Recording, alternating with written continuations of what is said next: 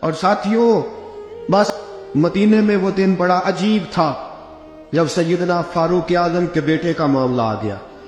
آج 60 سال کا بوڑھا عمر ابو شامہ حضرت عمر کے صاحبزادے، یہودیوں نے سازش کر کے انہیں نبیذ پلا دی۔ نبیذ جائز تھی، نبیذ کیا کہ شراب پلا دی۔ پھر مقدمہ قائم ہوا کہ اب پتہ چلتا ہے عمر کتنا عدل کرتا ہے۔ سیدنا فاروق اعظم کے پاس گواہ آئے، صاحبزادہ اندر کھانا کھا رہا تھا، فاروق اعظم نے گریبان سے پکڑا، کھینچ کے لائے، فرمایا ابو شامہ چل، تو نے شراب پی ہے، تجھے کوڑے مارے جائیں گے، تیرے لیے 100 یا 80 کوڑوں کی سزا تیاری کر لے۔ ابو شامہ کہتے ہیں کہ ابا جی انہوں نے نبیذ تئی تھی، شراب پلا دی۔ فرمایا تو نے پی کیوں؟ تو نے پی کیوں؟ بڑے بزم میں بار شیر مسجد نبوی کا فاروق اعظم، اولاد تو بزدل کر دیتی ہے نا بندے کو، اولاد تو کمزور کر دیتی ہے۔ آج مدینے نے عجیب ماجرا دیکھا، حضرت فاروق اعظم کی زوجہ روتی ہوئی آئی، کہنے لگی حضرت جی میرا لخت جگر ہے، ایک کوڑے کے بدلے پیدل حج کروں گی، ایک کوڑے کے بدلے صدقہ اور خیرات کروں گی، میرا بیٹا غلطی کر بیٹھا ہے، یہ کام نہ کرے۔ آپ نے فرمایا تو مجھے کہتی ہے میں یہ کام نہ کروں؟ تیرے حج اور تیرے کوڑے کیا کرتے؟ تیرے حج اور صدقے کیا کرتے ہیں؟ کوڑے لگانا میرے مصطفیٰ کی شریعت کا قانون ہے۔ تو بیٹے کی بات کرتی ہے، عمر کا اپنا معاملہ بھی ہوتا تو عمر یہی سلوک کرتا۔ لوگوں نے کہا حضرت جی آپ تھوڑی دیر، ابھی اب کی والدہ پریشان ہے، گھر میں پریشانی، اگر ٹھہر جائے، کل پرسوں ترسوں سزا دے لیجیے گا۔ فرمایا تمہیں یاد نہیں جب مدینے کی ایک بی پی نے چوری کر لی تھی اور میرے مصطفیٰ کی بارگاہ میں کہا گیا تھا حضور ذرا ٹھہر جائے، سزا نہ دے، تو حضور نے فرمایا تھا اگر فاطمہ بھی چوری کرتی تو ہاتھ کاٹ دیتا۔ تمہیں یاد نہیں نظر مصطفیٰ کے ٹکڑے کھانے والا ہوں، میں کیوں دیر کروں؟ اس نے گناہ کرنے میں دیر کی ہے جو سزا میں دیر کروں، برساؤ کوڑے۔ حضرت افلا نامی غلام، حضرت جی آپ کا لخت جگر ہے۔ فرمایا لخت جگر نہ دیکھ، مصطفیٰ کا قانون دیکھ، میرا بیٹا نہ دیکھ، مصطفیٰ کے قانون کا قیام ضروری ہے۔ اگر علی بیٹے کی قربانی دے سکتا ہے، اگر لوگ فاطمہ کے بیٹے کی قربانی یاد رکھیں گے تو تاریخ کبھی بھی عمر کے بیٹے کی قربانی نہیں بھولے گی۔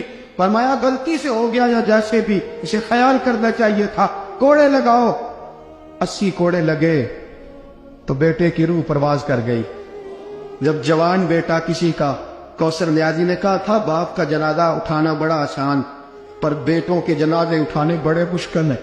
جب فاروق اعظم کو بیٹے کا انتقال ہوا، بیٹے نے آنکھیں کھولی، باپ کی طرف دیکھا تو سیدنا فاروق اعظم عدل و انصاف، 2 آنسو آنکھوں میں آئے، کہ بیٹا حضور سے جا کے کہنا کہ عمر نے بیٹا نہیں دیکھا، کا تیرا قانون بھی، جا کے حضور سے تیرا پیغام دینا۔ حضرت ابو شامہ رضی اللہ تعالیٰ عنہ وصال کر گئے۔ تاریخ کیسے کیسے منظر اذانت الخلفاء شاہ ولی اللہ کی بطور والا پیش کرو۔ حضرت ابو شامہ کا وصال ہو گیا، 20 کوڑے باقی تھے۔ لوگوں نے حضرت جی آپ کیا کرنا ہے؟ فرمایا اس کا جنازہ پڑھو، اسے قبر میں دفن کرو، باقی 20 کوڑے اس کی قبر پہ مارو، اس کی قبر پہ 20 کوڑے مارو۔ کا حضرت جی ایسا بھی ہوتا ہے؟ فرمایا اس لیے ایسا ہوتا ہے کہ یہ میرے مصطفیٰ کا قانون ہے، میری اولاد کا معاملہ ہے تو میں درگزر کروں۔ فرمایا مارو کوڑے۔ حضرت سیدنا حذیفہ بن یمان فرماتے فاروق اعظم بیٹے کی قبر پہ کھڑے تھے، داڑھی آنسوؤں سے بھری ہوئی تھی۔ میں دوڑا ہوا آیا، میں نے کہا عمر نہ رو، آج خواب رات تیرے بیٹے کا جنازہ تھا، جنازہ پڑھ کے سویا ہوں تو خواب میں مجھے رسول پاک کی زیارت نصیب ہوئی ہے۔ نبی پاک خواب میں تھے تو 2 سبز غلے تیرے بیٹے کو پہنا رکھے تھے اور رسول پاک کی بغل میں کھڑا تھا۔ حضور نے فرمایا عمر کو جا کے کہنا کہ تو نے بیٹا پاک کر کے بھیجا تھا، اللہ نے جنت کے سارے دروازے کھول دیے ہیں۔ اللہ نے عمر کو میرا سلام کہنا اور اسے کہنا عمر تیرا حدود اللہ قائم کرنا خدا کو بھی پسند ہے، مصطفیٰ کو بھی پسند۔ ساتھیو عمر انتقال کر گئے، 26 ذی الحجہ کو زخم لگا، یکم محرم کا دن، آج کا دن حضرت فاروق اعظم کو یاد رکھنا، لوگوں کو بتانا، دن بار عمر کی باتیں کرنا، خراج تحسین پیش کرنا۔ حضرت فاروق اعظم کو زخم لگا، آپ نے فرمایا اپنے بیٹے سے بیٹا جا حضرت عائشہ کے پاس، गुंबद खजरा में 3 लोगों के दफन होने की जगह है। एक में अबू बकर दफन हो चुके, एक में रसूल पाक का मज़ार कुर्सी बन चुका, एक जगह खाली है। जाके आयशा से पूछना, मुझे पता है वो 18 साल की उम्र में रसूल पाक पर्दा कर गए थे। 18 साल सैयदा की उम्र थी। आयशा ने जगह अपने लिए रखी हुई है। जाके बाहर खड़े होके कहना, अम्मा जी, उमर कहता है मेरा दिल करता है, मेरा दिल करता है कि मुझे नबी पाक की गुंबद के साए में जगह मिले। जाके अर्ज करना, और बेटा बाहर खड़े रहना, ज्यादा जिद ना करना, मोमिनों की माँ है। हजरत सैयदना अब्दुल्ला इब्ने उमर के बाहर खड़ा था, दरवाजे के बाहर खड़े होके कहा कि उमर का बेटा हो। अम्मा जी, उमर फरमाती इजाजत दो तो दिल करता है नबी पाक के साथ लेट जाओ। वफा में गुजार दी उमर सारी, सारी जिंदगी लै सजनो आशा तोड़ निभाई, दिल करता है हुजूर के साथ लेटने को। तो हजरत आयशा सिद्दीका, हजरत अब्दुल्ला इब्ने उमर फरमाते हैं मैं दरवाजे से बाहर खड़ा था, लेकिन आयशा के रोने की आवाजें बाहर तक आ रही। हजरत आयशा सिद्दीका हिचकियां लेके रोई।